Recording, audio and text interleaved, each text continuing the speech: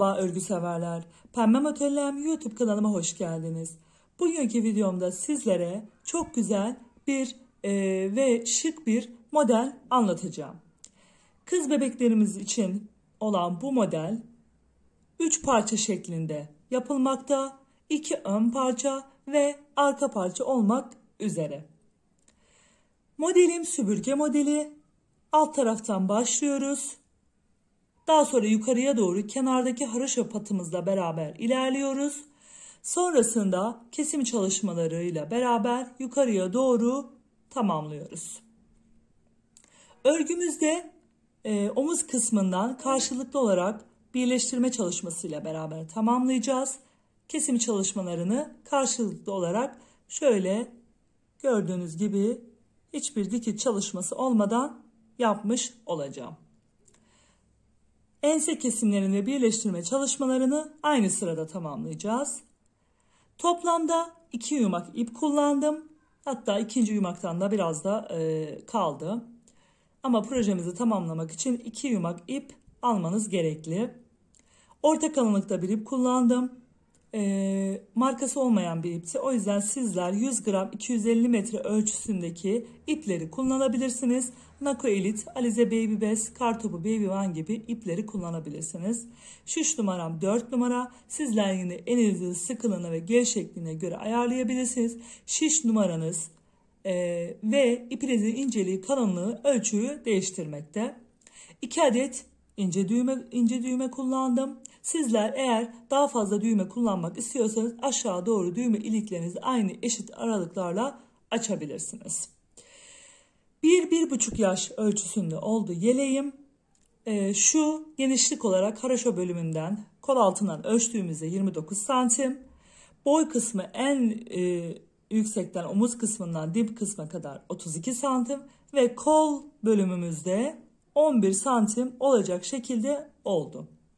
Ölçülerim gayet 1-1,5 yaş için uygundur. Hatta biraz cılız bir bebeğiniz varsa 2 yaşa kadar da olabilir. Eğer daha küçük yapmak istiyorsanız ipinizi daha ince seçip şiş numaranızı küçülterek de yapabilirsiniz. Şimdi hazırsanız modelimize başlayalım. Kanalıma abone olmayı ve bildirimleri açmayı unutmayın lütfen. Kanalıma abone olmak tamamen ücretsizdir. Beğeni ve yorumlarınızı desteklerseniz çok sevinirim. Kanalımın büyümesi için sizin beğenileriniz ve yorumlarınız benim için çok önemli. Şimdi modelimizin yapımına geçelim.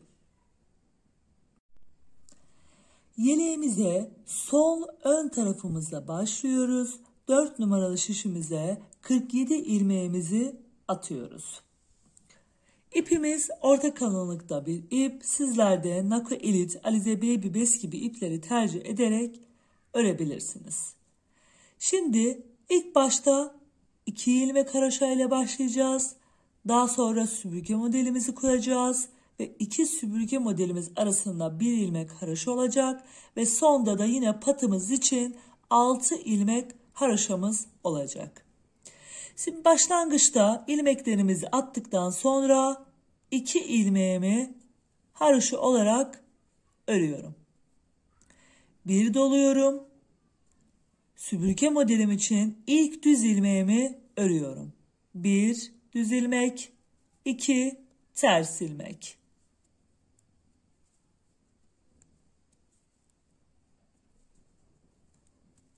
Bir düz ilmek, 2 ters ilmek. Bir düz ilmek, 2 ters. Bir düz, 2 ters. Bir düz, 2 ters. Bir düz, 2 ters.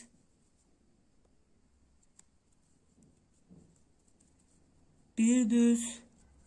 Şimdi bakalım 19 ilmeğimiz üzerinden modelimiz olacak. 2 ilmeğimizi haroşa yapmıştık. 1 ilmek dolamıştık. 2, 4, 6, 8, 10, 12, 14, 16, 18, 19 ilmeğimizi ördük. Başlangıç aşamasında bir ilmek düzle başlamıştık. Bir ilmek düzle bitirmiş olduk. Ve bir dolama yapıyoruz. Daha sonra bir ilmek haroşa, aradaki bir ilmek haroşamızı öreceğiz. Bir doladık. Bir ilmek haroşamızı ördük. Bir dolayacağız. Bir düzümüzü öreceğiz. İkinci süpürge modelimize başlayacağız. Bir düz, iki ters, bir düz, iki ters, bir düz, iki ters, iki ters, bir düz, iki ters,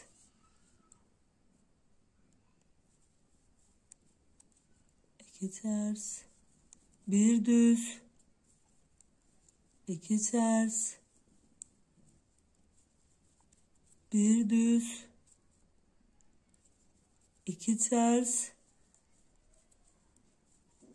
ve bir düz. Burada da 6 ilmek kaldı. 2, 4, 6. Bu ilmeklerimizi de haroşa olarak öreceğiz. Burada da son süpürge modelimizi bitirdikten sonra bir dolama yapıyoruz. 6 ilmeğimizi haroşa olarak örüp modelimizin ilk sırasını kurmuş oluyoruz. Arka tarafta ilmeklerimizi yönüne göre öreceğiz. 6 ilmek haroşamızı örüyoruz.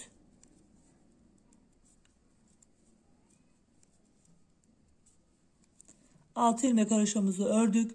Doladığımız ilmeği de haroşa örüyorum. Süpürge modelimin ilk ilmeği önden düz, arkadan ters olarak ilerleyecek.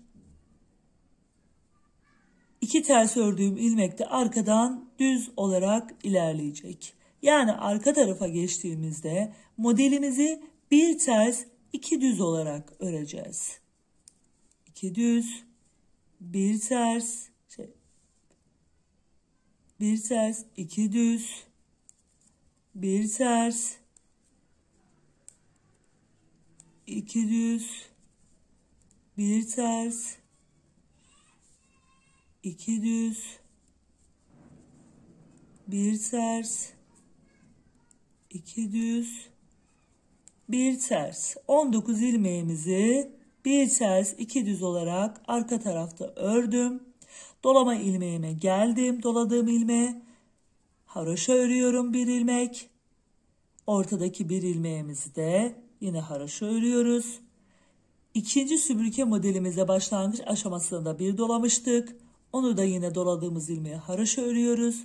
İpimizi kendi tarafımıza alıp süpürge modelimizin ilk ilmeğini ters, 2 ilmek düz, ters, bir ilmek, 2 ilmek düz, ters, bir ilmek, 2 ilmek düz, bir ilmek ters, 2 ilmek düz, bir ilmek ters, 2 ilmek düz, bir ilmek ters. Modelimiz bitene kadar bu şekilde yapıyoruz ve doladığımız ters ilmeğimizi ördük. Doladığımız ilmeğimizi son 2 ilmek haroşa kalarak doladığımız ilmeği de haroşa örüyoruz. Daha sonra 2 ilmek haroşamızı da örüp modelimizin tamamlamış oluyoruz. İkinci sırasını.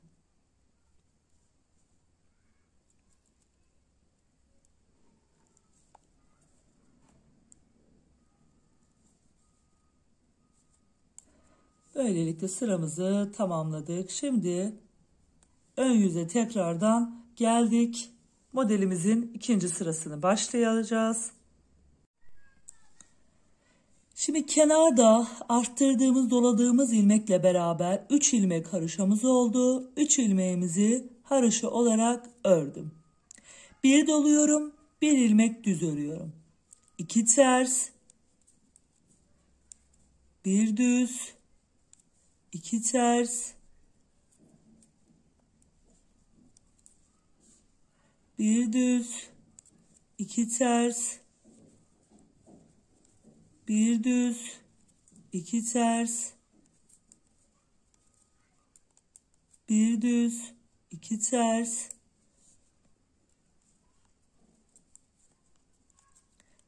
bir düz, iki ters, bir düz, iki ters. Şurada doladığımız yere geldik. Bir düzle bitirdik. 19 ilmeğimizi bir düz, iki ters olarak ördük. Doladığımız ilmeğin şuraya geldik. Bir düzden sonra bir dolama yapıyoruz. Arada 3 ilmeğimizi haroşa örüyoruz. 1, 2, 3. Daha sonra bir dolama yapıyoruz. İkinci süpürge modelimize başlıyoruz. Bir düz, iki ters olarak süpürge modelimizi örüyoruz.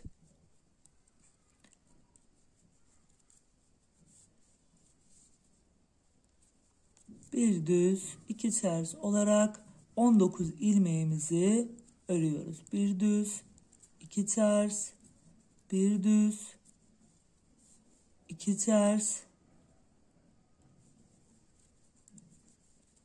bir düz, iki ters,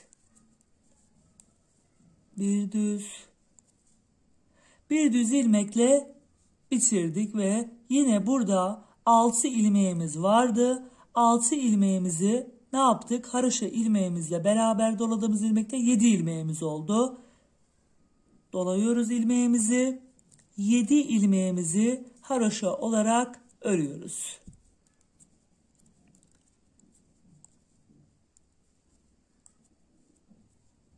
Daha sonra arka tarafa geliyoruz.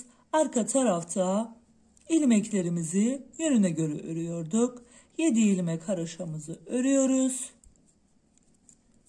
Daha sonra doladığımız ilmeğe de haroşa örüyoruz. Süpürge modelimize de bir ters, iki düzle devam ediyoruz. Bir ters, iki düz, bir ters, iki düz,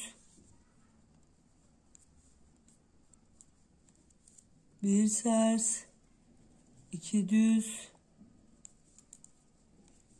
bir ters, iki düz. 19 ilmeğimizi sürekli bu şekilde. Arka tarafta bir ters, iki düz, ön tarafta da bir düz, iki ters olarak öreceğiz. Kenarlarında arttırmalarımızı yapacağız. Tersle bitirdik. Doladığımız ilmeği haroşa örüyoruz. Yanındaki ilmeklerimizi de haroşa olarak örüyoruz. Yine doladığımız ikinci ilmeğimizi de haroşa olarak ördük. Süpürge modelimize başlangıç aşamasında ters ilmekle başlıyoruz. Yine bir ters, iki düz olarak modelimizi devam ediyoruz.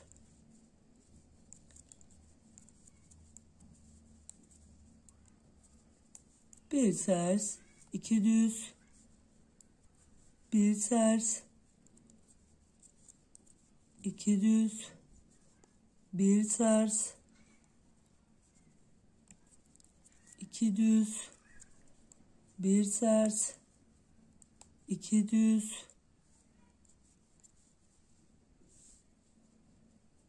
bir tersle bitirdik.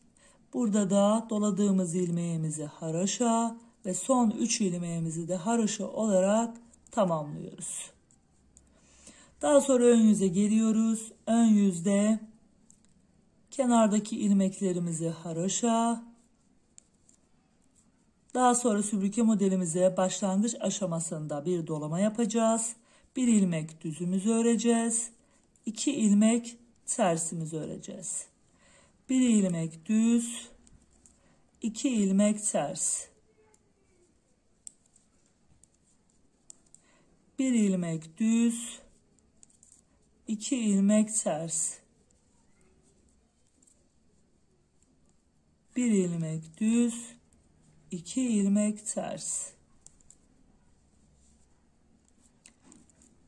1 ilmek düz, 2 ilmek ters. 19 ilmeğimizi yine bu şekilde 1 ilmek düz ve 2 ilmek ters olarak doladığımız ilmeğin olduğu noktaya kadar geldim. 1 ilmek düzle bitirdim modelimi. Şimdi dolama yapıyoruz ve 1, 2, 3, 4, 5 ilmek haroşa örüyoruz. 1 doluyoruz, 1 düz örüyoruz, 2 ters örüyoruz.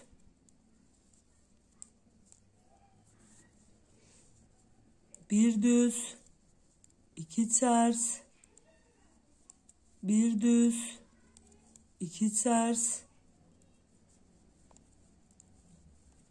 1 düz, 2 ters,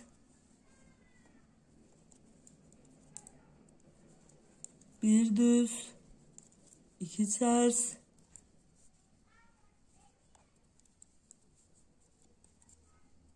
1 düz, 2 ters ve 1 düzle modelimizi bitiriyoruz. Bir dolama yapıyorum ve haroşa ilmeklerimi örüyorum. 1, 2, 3, 4, 5, 6, 7, 8. 8 ilmeğimi haroşa olarak örüp tamamladım. Şimdi arka tarafta ilmeklerimi yönüne göre örüyorum. Doladığım ilmekleri haroşa, yine 19 ilmeklik bölümleri de bir ters 2 düz olarak örüyorum. Bu şekilde arkadaki sıramızı tamamlayalım ve ön yüze tekrar gelelim. İlmeklerimizi arka tarafta tamamladık. Ön yüze geldik. Ön yüzde yine 4. sıramıza başlıyoruz.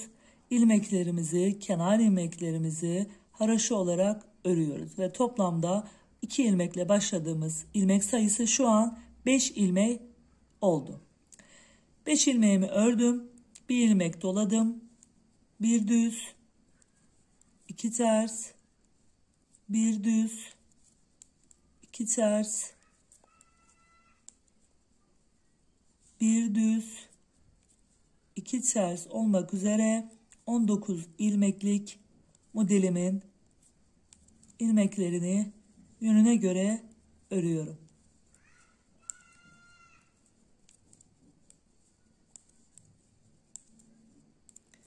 Bir düz, 2 ters, 1 düz. 1 düzle 19 ilmeğimi tamamladım. 1 doluyorum. Aradaki ilmeklerimi haroşa örüyorum. 1, 2, 3, 4, 5, 6 ve 7. Daha sonra ilmeğimi dolayıp bir düz ilmek örüyorum yine. 2 ters, 1 düz, 2 ters, 1 düz, 2 ters, 1 düz, 2 ters, 1 düz, 2 ters,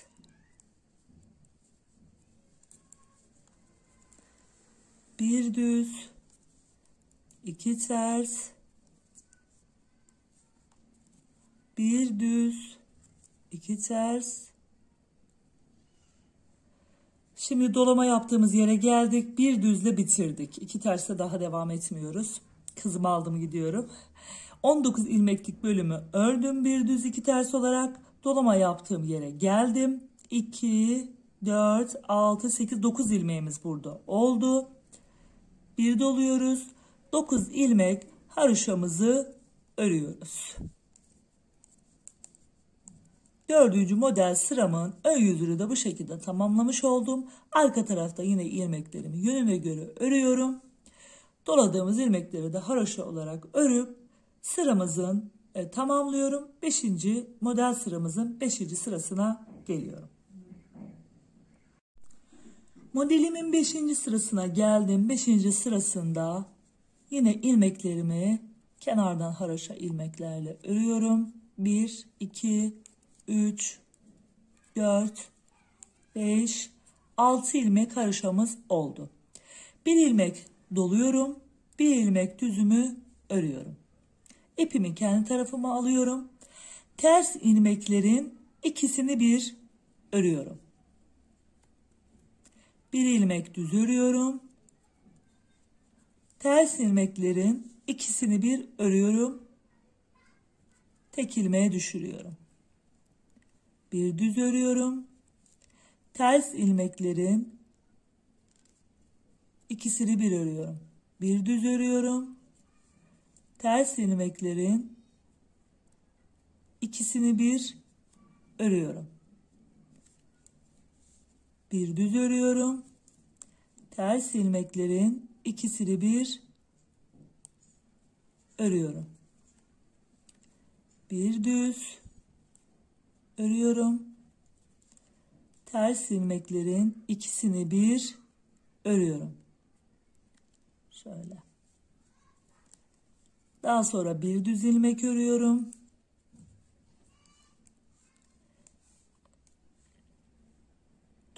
İlmek doluyoruz ve aradaki haroşa ilmeklerimizi örüyoruz.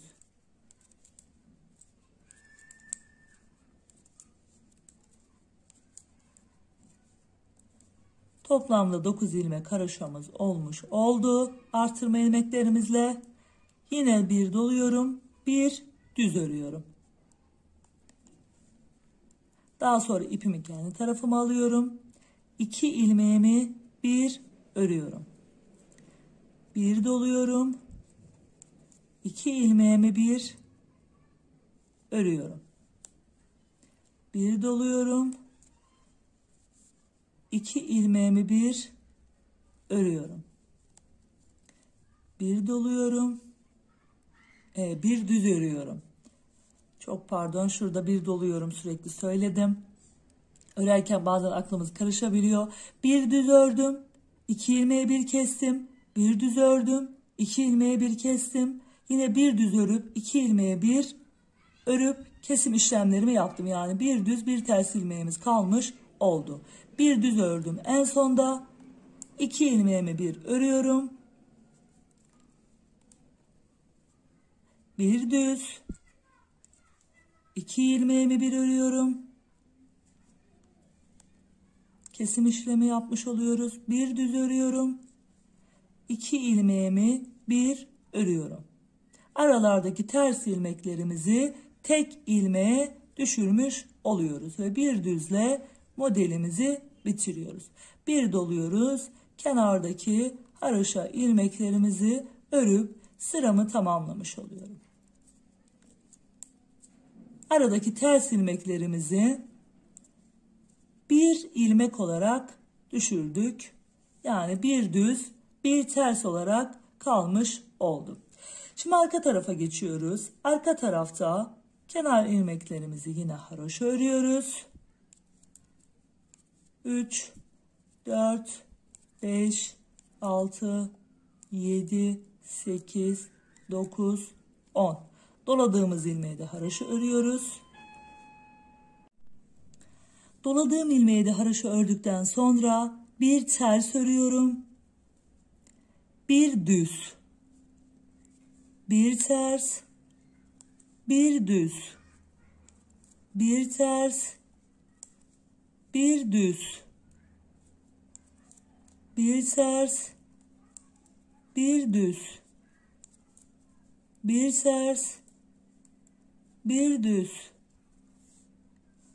Kestiğimiz ilmekle beraber bir ters bir düz olarak örüyoruz. Ters, doladığım ilmeği düz, yani haroşa ilmek düz bir şekilde örüp daha sonra aradaki ilmeklerimizi de haroşa ilmek örüyoruz. Arttırdığımız ilmekleri modelimizin içinden kese kese ilerleyeceğiz. Yine 47 ilmekle başlamıştık. 47 ilmeğe düşüreceğiz. Doladığımız ilmeği de haroşa örüyorum. Daha sonra modelimin ilk ilmeği ters. Sonrasında düz, bir ters olarak 19 ilmeğe kesmiştik. Şimdi bir düz bir ters olarak örüyorum. Bir düz bir ters. Bir düz bir ters. Bir düz bir ters ve doladığımız ilmeği haroşa düz bir şekilde örüp daha sonra diğer ilmeklerimi de haroşa ilmek örüyoruz. Böylece 5. model sıramızı da tamamlamış olduk. 6. model sıramıza geldik. Bizim son modelimizin son sırası. Modelimizin 6. sırasında ilmeklerimizi yine kenar ilmeklerimizi haroşa olarak örüyorum. İlmek sayımız 2, 4, 6, 7 ilmek haroşamız oldu. Şimdi bir doluyoruz. Ajur çalışması yapacağız. İlmeklerimizi bir düz bir ters ilmeğimizi şu şekilde alıp yönünü değiştirip tek seferde örüyoruz. Tekrar bir kesim çalışması yapıyoruz. Düz ilmeğimizi alıyoruz. Ters ilmeğimizi şöyle ara kısmından kesim çalışması yapıyoruz. Tekrar bir düz bir ters ilmeğimi alıyorum. Yönünü değiştiriyorum ve 3 kez bu kesim çalışmamızı yapmış oluyoruz. Bir düz örüyoruz. Şimdi burada şu taraftan sol taraftan giriş yaparak kesim çalışmamızı yapıyoruz. Tekrar sol taraftan sağa doğru yine 2 ilmeği bir örüyorum. Sol taraftan sağ tarafa doğru 2 ilmeği bir örüp 3 kez bu işlemi yapmış oluyoruz. 2, 4, 6, 7 ilmeğim kalmış oldu. Bir dolama yapıyorum.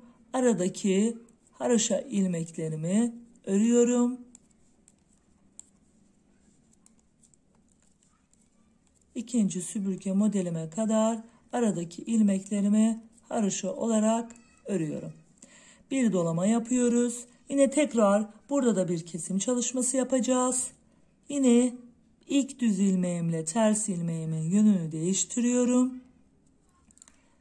Bir dolama yapıp bir kesim çalışması yapıyoruz. Düz ilmeğimle ters ilmeğimin yönünü değiştiriyorum. Kesim çalışmamızı yapıyoruz. Bir düz ilmeğimle ters ilmeğimin yönünü değiştiriyorum. Bir kesim çalışması yapıyoruz ve 3 kez kesim çalışmamızı yapmış oluyoruz ve bir düz ilmek örüyoruz. Daha sonra soldan sağa doğru çaprazlama şeklinde ilmeklerimizi kesiyoruz.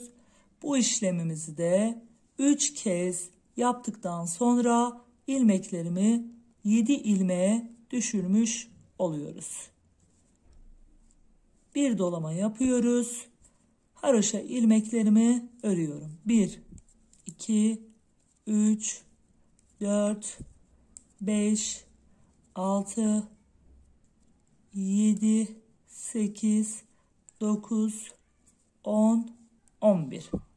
11 ilmeğimi ördükten sonra arka yüze geçiyoruz. İlmeklerimizi yine haroşa olarak örüyorum. Doladığım ilmekleri de haroşa örüyorum.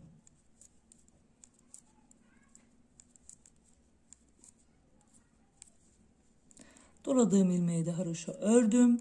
Aradaki süpürge modelimdeki 7 ilmeğin 7'sini de ters olarak örüyorum.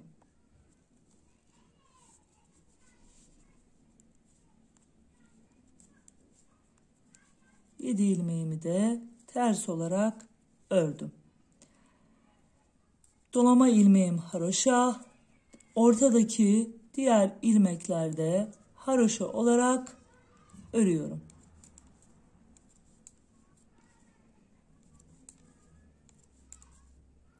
Doladığım ilmeği tekrar da haroşa olarak örüp modelimde kalan 7 ilmeğimi de ters olarak örüyorum.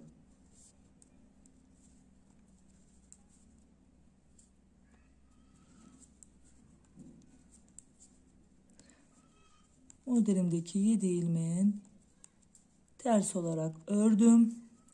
Daha sonra doladığım ilmeği haroşa ve diğer ilmeklerimi de haroşa ördükten sonra 6. model sıramızı da tamamlamış oluyoruz ve ilk süpürge modelimizi oluşturmuş oluyoruz. Ve başlangıçta 47 ilmeğimiz vardı. Şimdi birinci modelimizi bitirdikten sonra yine şişimizde tekrardan 47 ilmeğimiz oluştu. Arttırmalar yapmıştık köşe noktalarından ve ortadan yine süpürge modelimin iç kısmından keserek aynı ilk baştaki ilmek sayımıza ulaştık. İkinci süpürge modelimizde başlangıç aşaması yine ilk başladığımızdaki gibi olacağı için ilk sırayı göstereyim. Daha sonra diğer sıralar aynı şekilde ilerleyecek. Şimdi başlangıçta 2 ilmek haroşa ördükten sonra modelimizi yapmıştık. 2 ilmek haroşamızı örüyorum. 1 doluyorum. 1 düz.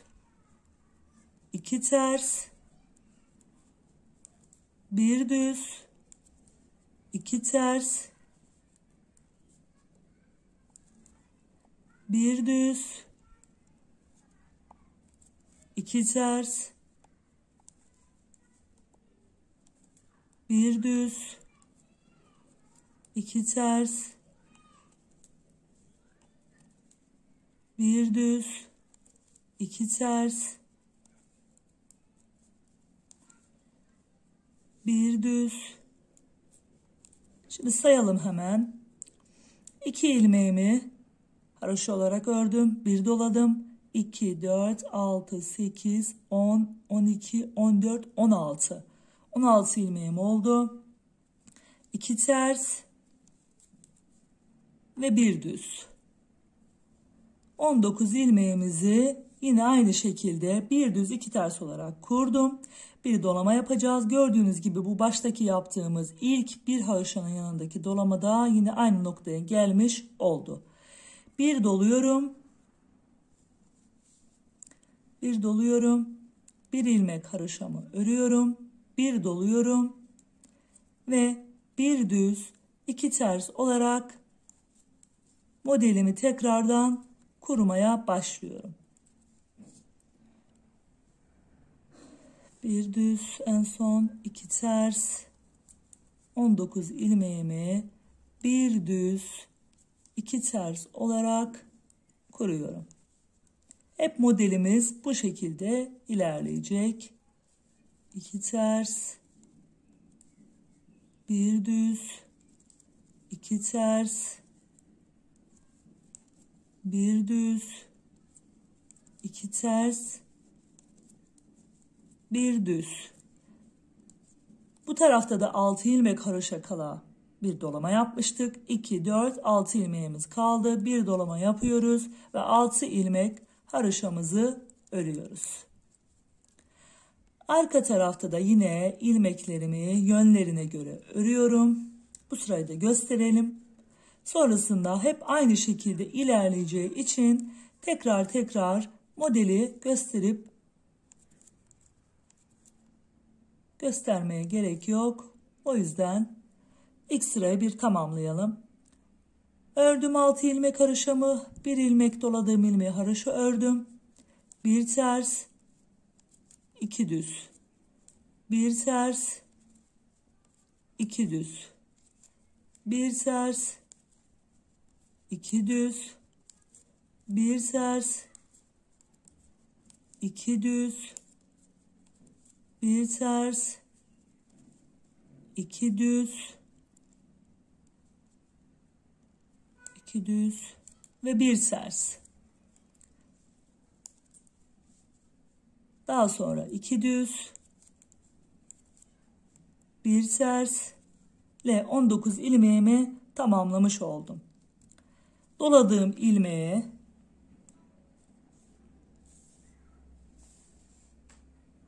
Doladığım ilmeği haroşa, ortadaki bir ilmeği de haroşa, yine bir ilmek daha dolamıştık. Onu da haroşa olarak örüyoruz. Sonra ikinci süpürge modelimize bir ters iki düzle başlıyoruz.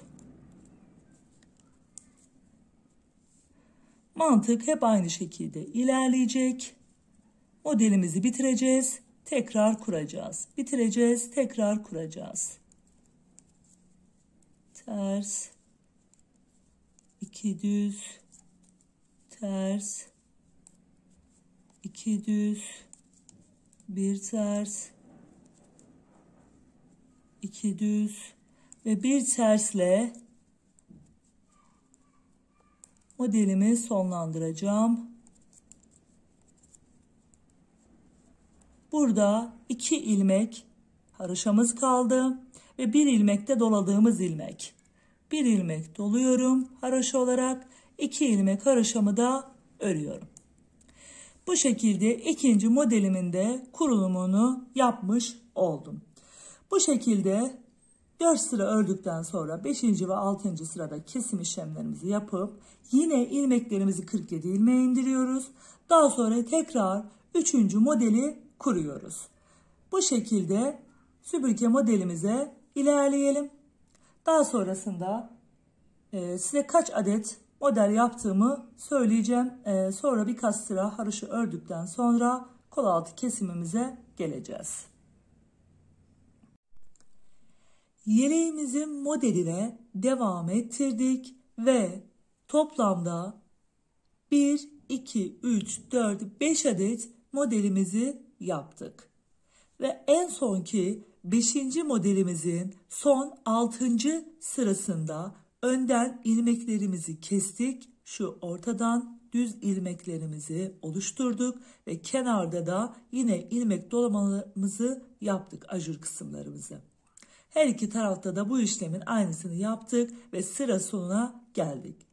Şişimizde 47 ilmek var. 47 ilmeğimizi şimdi eksilteceğiz. Toplamda 9 ilmek eksiltip ilmeklerimizi 38 ilmeğe düşüreceğiz. Örgümüzün ters tarafındayız. Şöyle çevirdik. Şimdi ilmeklerimizi kesim çalışması yapacağız. İlk önce şu haroşa ilmeklerimizi örüyoruz.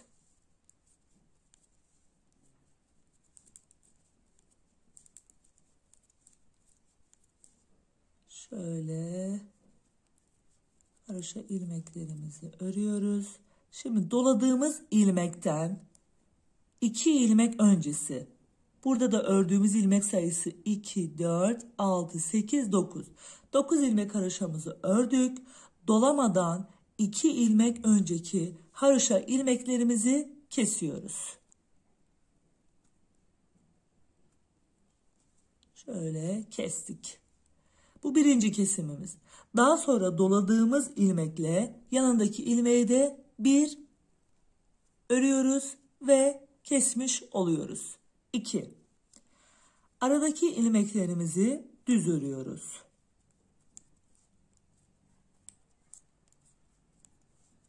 Modelimizin ilmeklerini düz örüyoruz ve doladığımız ilmeğin olduğu yere geliyoruz. Gördüğünüz gibi bu doladığımız ilmek.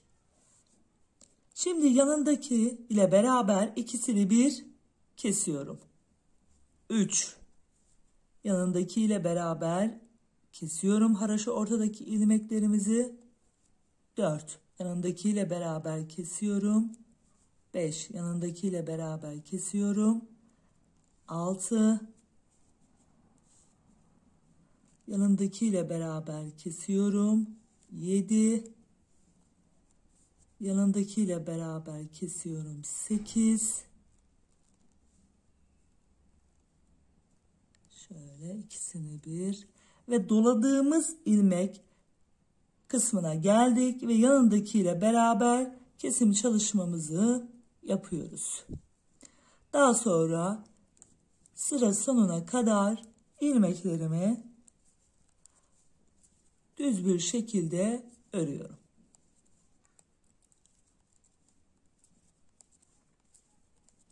Doladığımız ilmeği de düz bir şekilde burada ördüm. Ve böylelikle modelimizi de bitirmiş olduk. Şişimizde toplamda 38 ilmek olmuş oldu. 2, 4, 6, 8, 10, 12, 14, 16, 18, 20, 22, 24, 26, 28, 30, 32, 34, 36, 38 ilmeğimiz oluştu. Şimdi 38 ilmeğimizi haraşo olarak öreceğiz. Düz bir şekilde öreceğiz. Toplamda 38 ilmeğimizi 4 diş haraşo öreceğiz. İlk haraşamızı ördük. 3 diş daha haraşo sırası öreceğiz. Daha sonra haraşolarımızı ördükten sonra kol altı kesimimizi yapacağız. Haraşolarımızı ilerletelim. Kol altı kesimi için gelelim. 38 ilmeğimizi 4 diş haraşo olacak şekilde ördüm ve örgümüzün şöyle ön yüzüne geldim.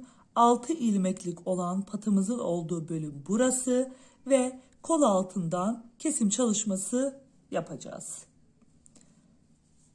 İlk ilmeğimi örmeden alıyorum. İkinci ilmeğimi düz bir şekilde örüyorum. Arkadaki ilmeği öndeki ilmeğin üstünden geçiriyorum. 1. Sıradaki ilmeği örüyorum. Arkadaki ilmeği üstünden geçirip kesiyorum. 2.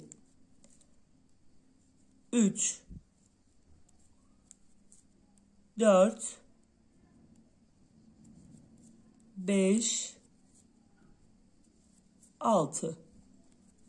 6 kez kol altı için kesim çalışmamızı yaptık. Şimdi kalan ilmeklerimizi yine haraşo örgü olarak örüyoruz. Şişimizde 6 ilmek kesince 32 ilmeğimiz kalmış oldu.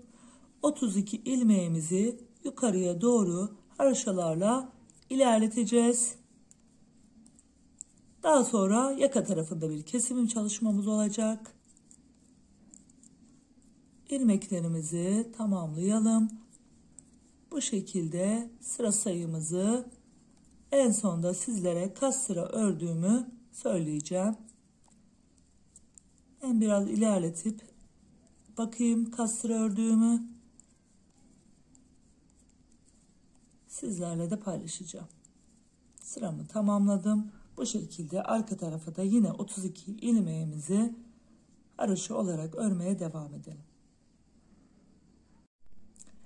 Kol altındaki kesim noktasından sonra 12 diş haraşo sıramı ördüm. Ve şu ilk başlangıçta yaptığımız haraşo sırasından itibaren en yukarıya doğru toplamda 16 haraşamız ve kol altından yukarıya doğru 12 diş haraşamız oldu. Şimdi ilmeklerimizi yarıya düşüreceğiz. 16 ilmeğimizi yaka kısmından kesip diğer kalan 16 ilmeğimizle beraber yukarıya doğru haraşo örmeye devam edeceğiz. Şimdi burası bizim 6 ilmeklik olan bölümümüz, yakamızın olduğu yer. İlk ilmeğimi örmeden alıyorum. İkinciyi örüyorum. Arkadaki ilmeği öndeki ilmeğin üstünden geçiriyorum. Yine sıradakini örüp arkadaki ilmeği öndeki ilmeğin üstünden geçiriyorum. Böyle toplamda ilmeklerimizi hem örüyoruz hem bir yandan da kesim çalışmamızı yaparak ilmeklerimizi kesiyoruz. Toplamda 16 ilmek kesiyoruz. Kalan ilmek sayımız da 16.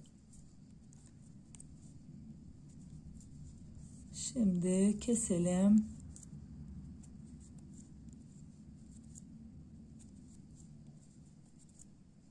Hemen sayalım. 1-2 ilmek daha kesip 2, 4, 6, 8, 10, 12, 14, 16 bir ilmek daha kestik. İlmeklerimizi 16 adet ilmeğe indirdik. Ve haraşo örmeye devam ediyoruz. 16 ilmeğimizi yukarıya doğru haroşa olarak öreceğiz. Toplamda 11 diş haroşa sırası öreceğiz. Dişlerimizi de şu şekilde sayıyoruz. Şuralar, şuradaki şu gördüğümüz haroşa sırası bizim diş olarak kabul ettiğimiz, yani aynı önde 2 sıra örünce bir diş haroşa sıramız oluşuyor. İsterseniz haroşalarınızı düz, isterseniz ters olarak örebilirsiniz. Şimdi 16 ilmeğimizi toplamda 11 diş haroşa sırası örüp sol ön parçamızı tamamlamış olacağız. Sağ ön parçamızı da ben tamamlayacağım ve size aynısının simetrisi olduğu için sadece parçanın üstünde anlatacağım. Sol ön parçamızı tamamladık. 16 ilmeğimizi 11 diş, 11 sıra haroşa sırası olmak üzere ördüm. Şimdi sayalım. 2, 4, 6, 8, 10, 11. Toplamda 11 sıra örmüş oldum.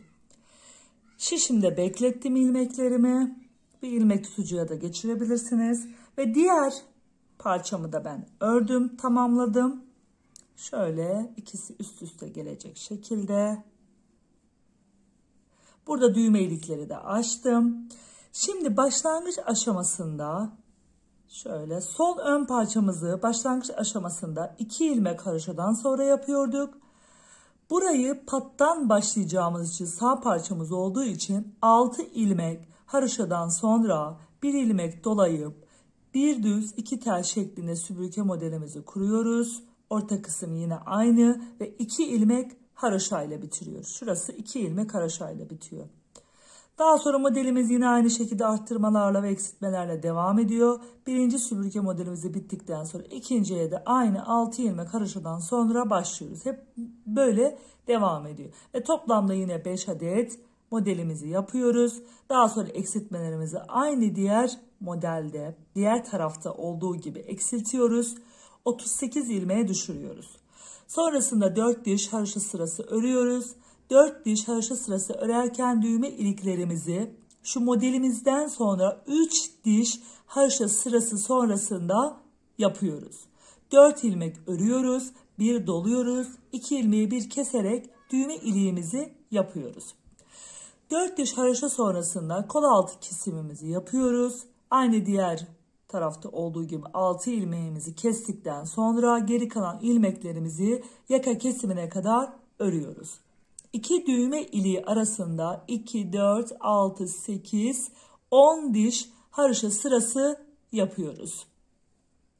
Sonrasında yakadaki ilmeklerimizi kesiyoruz ve kalan 16 ilmeğimizi 11 diş haroşa sırası örerek her iki parçamızı da bu şekilde tamamlamış oluyoruz. Şişte bekletiyoruz bu şekilde ve arka parçamızı örmeye başlıyoruz. Kaldıralım hemen. Arka parçamız için şişimize toplamda 83 ilmek attım ve toplamda 4 adet süpürge modeli yapacağız. Ve bunun için öncesinde süpürge modelimizin 19 ilmekten sonra araya bir ilmek haroşalarımız vardı. O ilmeklerimizden arttırma yapıyorduk. 2 süpürge modelimiz arasındaki ilmeklere şöyle ayraçlar koydum. İsterseniz renkli ipler de koyabilirsiniz. Şimdi ördükçe daha iyi anlamış olacağız. Kenar 2 ilmeğimi örüyorum haroşa olarak. Şöyle kenar 2 ilmeğimi haroşa olarak örüyorum. Daha sonrasında 2 ilmeği ördükten sonra bir dolama yapacağız ve süpürge modelimize başlayacağız. 1 ilmek örüyorum ve doluyorum düz olarak. Bir düz. Şu misina kıvrılıyor. Bir düz, 2 ters. Bir düz, 2 ters.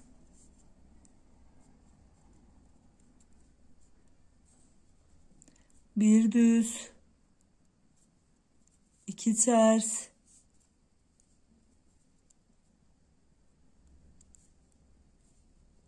bir düz, iki ters, bir düz, iki ters,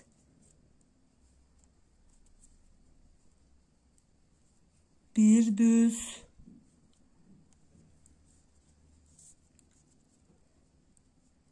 bir düz, iki ters, iki tersimizi de örelim ve bir düzle 19 bölümlük ilk süpürge modelimizi tamamlamış oluyoruz. Daha sonra ayracımı taktığım ilmeğe geldim. 19 ilmekten sonra bir doluyorum, bir ilmek örüyorum. Şöyle ayracımı çıkartayım. Bir ilmek düz örüyorum. Şöyle haroşa şeklinde olacak. Daha sonra bir ilmek yine tekrardan dolayacağım ve ikinci modelime başlayacağım. Bir düz, iki ters, bir düz, iki ters,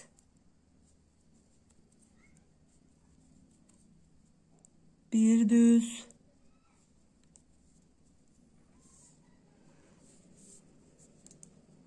iki ters, bir düz, iki ters,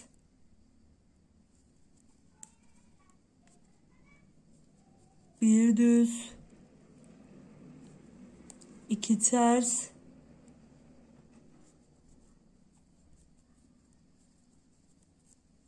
tekrardan bir düz,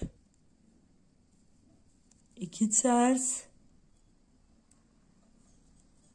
ve son kez 19 ilmeklik olan ikinci süpürge modelimizin düzünü örüyoruz. Şöyle düz ilmeğimizi ördük. Şöyle.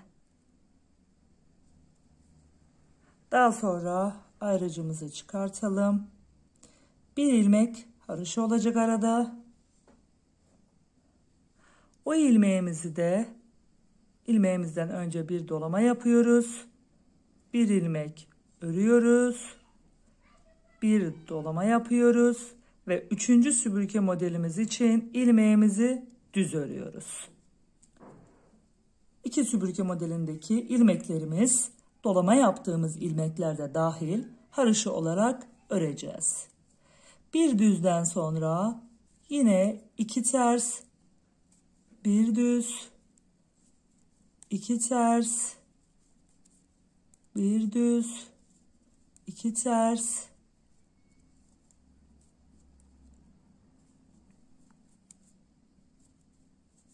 şöyle tekrar bir düz,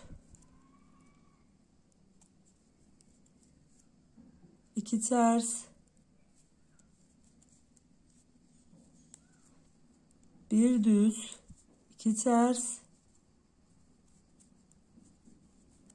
bir düz, iki ters, bir düz olarak 19 ilmeklik olan 3. süpürge modelimizi de tamamladık ve yine aradaki bir ilmeğe geldik. Haroşa olan ilmeğimizden ve bir düz ilmeğimizden de sonra bir doluyoruz, bir haroşa örüyoruz. Bir doluyoruz, 4. süpürge modelimizin ilk ilmeği olan düz ilmeğimizi örüyoruz. Daha sonra iki ters, bir düz, iki ters, bir düz, iki ters,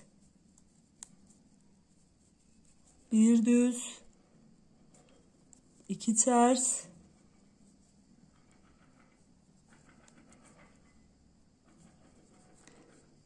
bir düz, iki ters, bir düz, Yine 2 ters ve süpürge modelimizin, 4. süpürge modelimizin son düz ilmeğini ördükten sonra 2 ilmeğimiz kalıyor.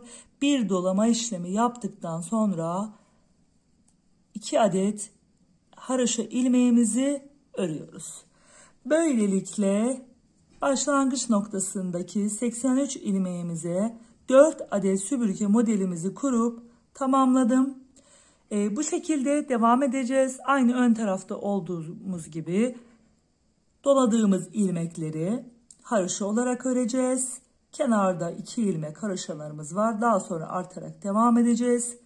4 sıra ördükten sonra süpürge modellerimizin içinden kesim işlemlerimizi yaparak birinci model sıramız bittiğinde yine aynı 83 ilmeğe indirmiş olacağız. Sonrasında tekrardan başlangıç noktası 2 ilmek haroşa ve bitiş noktası 2 ilmek haroşa olmak üzere kurmaya devam edeceğiz. Ve böylece ön taraftaki gibi 5 adet süpürge modelimizi yapmış olacağız.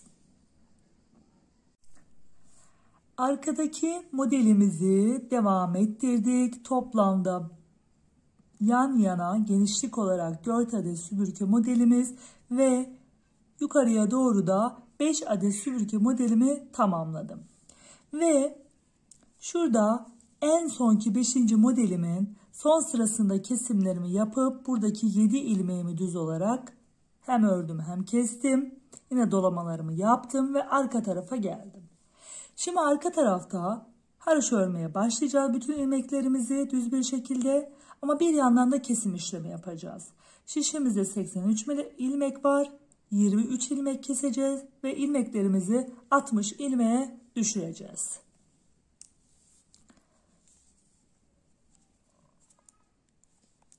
Başta birkaç ilmeğimizi haroşa ilmek olarak örüyorum. Daha sonra kesim çalışmamı yapıyorum. Sonrasında yanındaki yerde de bir kesim çalışması yapıyoruz. Örüyoruz birkaç ilmek. Daha sonra şu haroşalı kısma gelince de bir kesim çalışması. Şurada yine belli aralıklarla kesim çalışmalarını yapıyoruz. Şu haroşalı kısmın tamamında ilmek kesme çalışmalarımızı yapalım. İlmeklerimizi aralıklı olarak kesip 60 ilmeğe düşürelim. Bu şekilde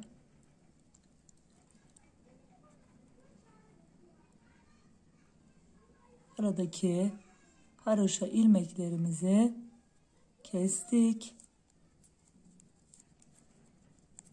Yine arada örmeye devam ediyoruz. Yine haroşalı kısma geliyoruz. Belli aralıklarla dolama yaptığımız ilmeklerle beraber kesim çalışmalarımızı yapıp sıra sonuna kadar ilmeklerimi 60 ilmeğe düşürelim. İlmek sayımızı 60 ilmeğe indirdik ve örgümüzün ön yüzüne geldik. Ön yüzünde şimdi artık model çalışması yapmadan ilmeklerimizi haroşa olarak örmeye devam edeceğiz. Toplamda 60 ilmeğimizi 4 diş haroşa sırası olarak öreceğiz.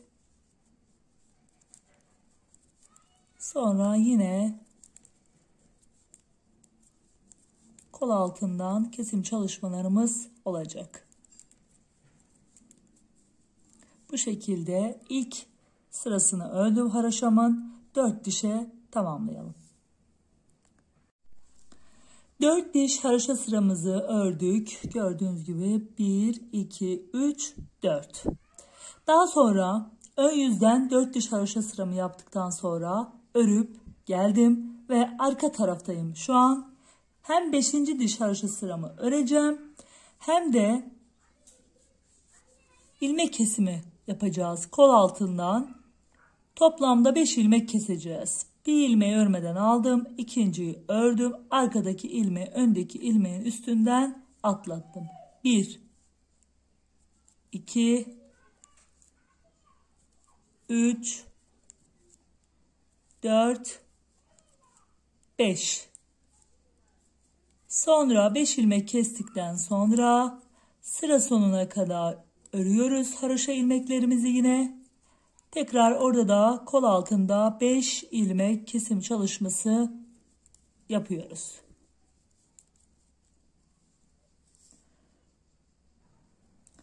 Sıra sonuna doğru geldik.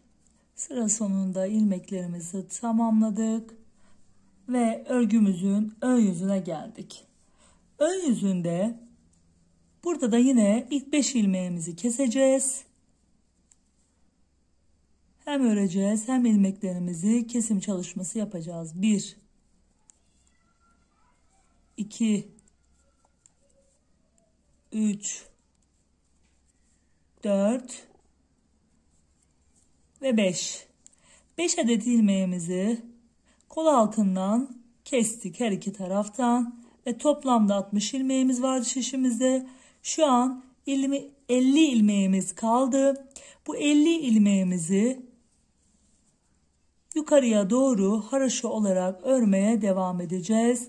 Daha sonra hem omuz kesimi hem ön parçalarla beraber omuz kısmından birleştirme ve kesim çalışması yapacağız. Haroşa ilmeklerimizi 50 ilmeğimizi örmeye devam edelim. Arka parçamızı kol altından itibaren haroşa örmeye devam ettim. Yine burada da kol altından yukarıya doğru 22 diş haroşa sırası ördüm. 50 ilmeğimi 22 diş haroşa sırası ördüm. Daha sonra şimdi hem ense kesimimizi hem de ön parçayla beraber kollarımızı, omuzlarımızı birleştireceğiz. Şimdi ön parçamızı şu şekilde aldık. Bu düğmeli tarafımız. Bunun düz tarafı içe gelecek ve arka parçamızın da düz tarafı birbirlerine bakacak şekilde. Şöyle gördüğünüz gibi birbirlerine bakacak şekilde üst üste getirdim. Ters tarafları dışa bakıyor. Daha sonra şişimi alıyorum. Şöyle ikisini yan yana getirerek kesim çalışmamızı hem öreceğiz hem kesim çalışmamızı yapacağız. Bir diğer şişteki ilmeğimizi alacağız. İkisini bir öreceğiz karşılıklı olarak. Sıradaki ilmeği buradaki şiştekini alacağız. Arkadaki şöyle şişteki ilmeğimizi de birlikte öreceğiz. Daha sonra 2 ilmeğimiz oldu. Arkadaki ilmeği öndeki ilmeğin üstünden geçireceğiz. Sıradaki ilmeği alacağız. Arkadaki ilmeği de şişimize geçirip birlikte öreceğiz.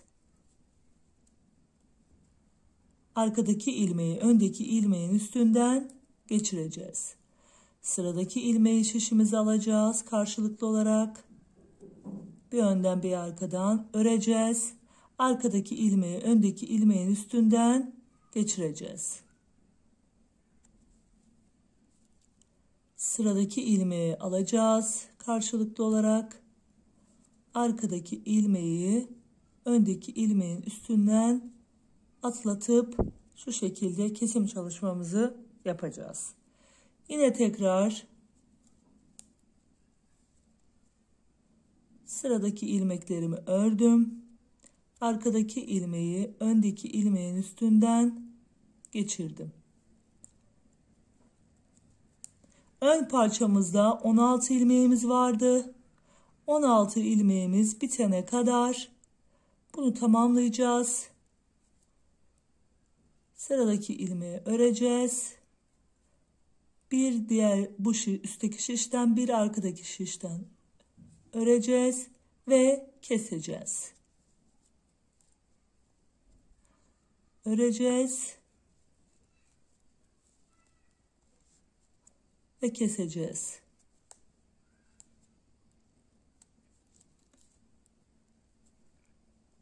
Sırayla ilmeklerimizi kesip tamamlıyoruz. Daha sonra sadece ense kısmımızı kesmeye devam edeceğiz. Sonrasında diğer omuzumuzu da aynı şekilde hem birleştirip hem kesim çalışması yapacağız. Bu şekilde 4 ilmeğimiz kaldı. Tekrar sıradaki ilmeklerimizi alıyoruz. Arkadaki ilmeği öndeki ilmeğin üstünden geçiriyoruz. Sıradaki ilmeğimizi alıyoruz.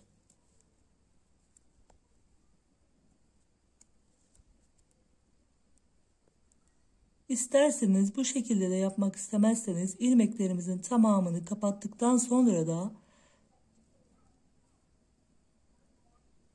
tek seferde kapattıktan sonra dikiş çalışmasıyla beraber de karşılıklı olarak da dikebilirsiniz. Hangisi kolayınıza geliyorsa o şekilde de yapabilirsiniz.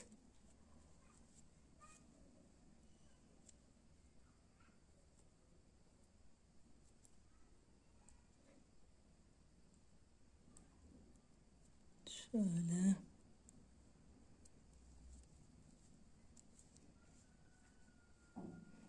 Son ilmeğimizi de örelim. Karşılıklı olarak. Daha sonra kesim çalışmamızı omuz kısmında tamamlamış olduk. Gördüğünüz gibi bu şekilde. Sonrasında yine ense kısmında kesim çalışmalarımızı devam ettiriyoruz. Diğer tarafta 16 ilmeğimiz kalana kadar işlemimize devam ediyoruz.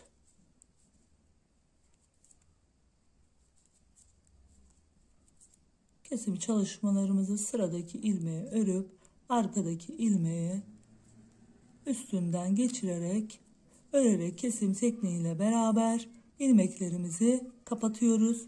Şurada 16 ilmek kalana kadar devam edelim. Ense kesimimizi 16 ilmek kalana kadar tamamladım. Daha sonrasında diğer parçamın da yine şu dış tarafı, ters tarafı üste bakacak şekilde, düz taraflar birbirine bakacak şekilde yine ilmeklerimi karşı karşıya getirdim. Şimdi ilk ilmeklerimi alıyorum, örüyorum. İkinci ilmeklerimi alıyorum, örüyorum. Daha sonra ne yapıyoruz? Arkadaki ilmeği öndeki ilmeğin üstünden geçiriyoruz. Sıradaki ilmeklerimi alıyorum, örüyorum. Arkadaki ilmeği öndeki ilmeğin üstünden geçiriyoruz. Sıradaki ilmeklerimi karşılıklı olarak alıyorum. Arkadaki ilmeği öndeki ilmeğin üstünden atlatıyoruz. Bu şekilde buradaki ilmeklerimizi de tamamlıyoruz. Aynı diğer tarafta yapmış olduğumuz gibi buradaki omuz kısmını da birleştirmiş oluyoruz. Daha sonra dikiş çalışmasıyla beraber kenar dikişlerimizi yapıp düğmelerimizi dikip yeleğimizi tamamlamış olacağız.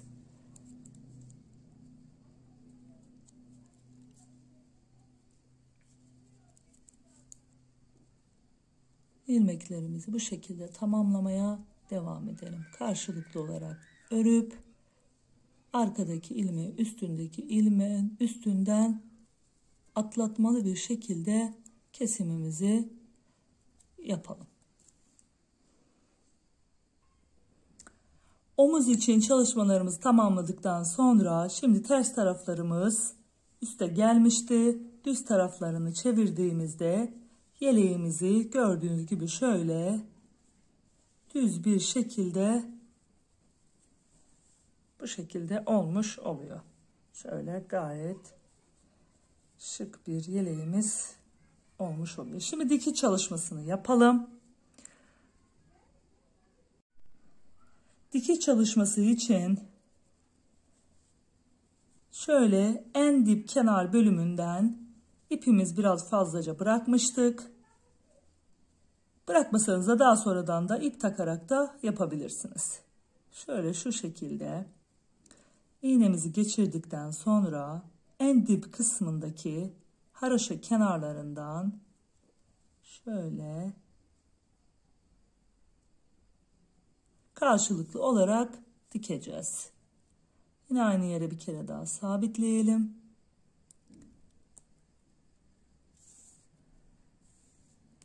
Daha sonra bir buradaki kenar dişten, bir diğer parçadaki kenar, yani bir ön parçadan, bir arka parçadan, kenar dişlerinden, şöyle ön yüzden dikiş çalışmalarımızı bu şekilde yapıyoruz. Gördüğünüz gibi şöyle. Örgünün devamıymış gibi görünüyor. Şöyle kenar haroşa dişlerinden dikiş çalışmamızı devam ediyor. Diğer tarafı da aynı şekilde dikiş çalışmasıyla tamamlayacağız. 2 tane düğmemiz vardı. 2 ince düğme diktikten sonra yeleğimizin son haliyle geleceğiz. Şöyle yukarıya doğru kol altına kadar dikiş çalışmalarımızı her iki tarafta tamamlayalım. Yeleğimizin dikişlerini tamamladım. Sonrasında 2 adet ince düğme ile beraber tamamlamış oldum. Ve gayet güzel ve şık bir yeleğimiz oldu. Modelimiz süpürge modeli. Üst tarafta da haroşa örgüyle beraber ve omuz kısımlarında da karşılıklı olarak birleştirmeyle beraber tamamlamış oldum. Sizler de videomu izledikten sonra rahatlıkla örebileceğiniz bir model oldu. Kanalıma abone olmayı unutmayın. Beğeni ve yorumlarınızı desteklerseniz çok sevinirim. Hoşça kalın, sağlıkla kalın. Bir dahaki videomda görüşmek üzere.